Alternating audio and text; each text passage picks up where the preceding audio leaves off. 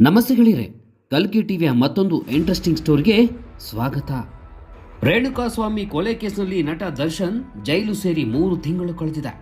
ಇದರ ಮಧ್ಯೆ D boss ಅಭಿಮಾನಿಗಳಿಗೆ ಸಂತಸದ ಸುದ್ದಿಯೊಂದು ಸಿಕ್ಕಿದೆ.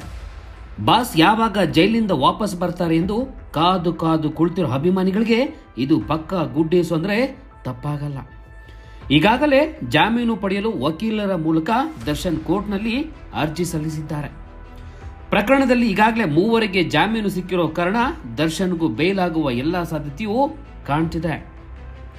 ಶೀಘ್ರದಲ್ಲೇ ನಟ ದರ್ಶನ್ಗೆ ಜಾಮೀನು ಸಿಗುತ್ತದೆ ಎನ್ನುವ ನಿರೀಕ್ಷೆಯೂ ಕೂಡ ಹೆಚ್ಚಾಗಿದೆ.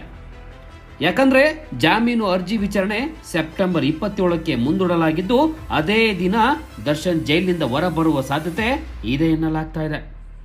ವಕೀಲರು ಕೂಡ ಇದೇ ಭರವಸೆಯಲ್ಲಿ ವ್ಯಕ್ತಪಡಿಸಿರೋದ್ರಿಂದ ಅಭಿಮಾನಿಗಳಲ್ಲಿ ಸಂಭ್ರಮ ಹೆಚ್ಚಾಗಿದೆ. ಇದೆಲ್ಲದರ ನಡುವೆ ಬಳ್ಳಾರಿ ಜೈಲಿನಿಂದ ದರ್ಶನ್ ಬೆಂಗಳೂರಿಗೆ ಯಾವ ಮಾರ್ಗದಲ್ಲಿ ಬರ್ತಾರೆ ಎನ್ನುವ ಬಿಸಿ ಬಿಸಿ ಚರ್ಚೆ ಕೂಡ ಎದುರಾಗ್ತಾ ಇದೆ.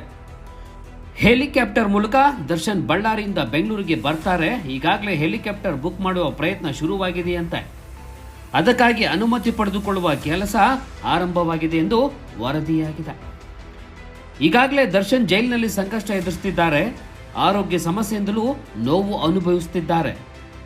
ಇನ್ನು ರಸ್ತೆ ಮಾರ್ಗವಾಗಿ ಬಂದರೆ ಸಾಗರೋಪಾದಿಯಲ್ಲಿ ಅಭಿಮಾನಿಗಳು ಎದುರಾಗೋದ್ರಿಂದ ದರ್ಶನ್ಗೆ ತೊಂದರೆ ಆಗುವ ಸಾಧ್ಯತೆ ಇದೆ. ಅಲ್ಲದೆ ದರ್ಶನ್ ಈ ಕೊಲೆ ಪ್ರಕರಣದಲ್ಲಿ ಇನ್ನೂ ಆರೋಪಿಯಾಗಿದ್ದಾರೆ. ಇಂತಹ ಸಮಯದಲ್ಲಿ ಅಭಿಮಾನಿಗಳ ಅಭಿಮಾನದಿಂದ ಮತ್ತಷ್ಟು ಸಮಸ್ಯೆ ಡಬಲ್ ಆಗೋದು ಬೇಡ ಎಂದು ಈ ಲೆಕ್ಕಾಚಾರ ಶುರುವಾಗಿದೆಯಂತೆ.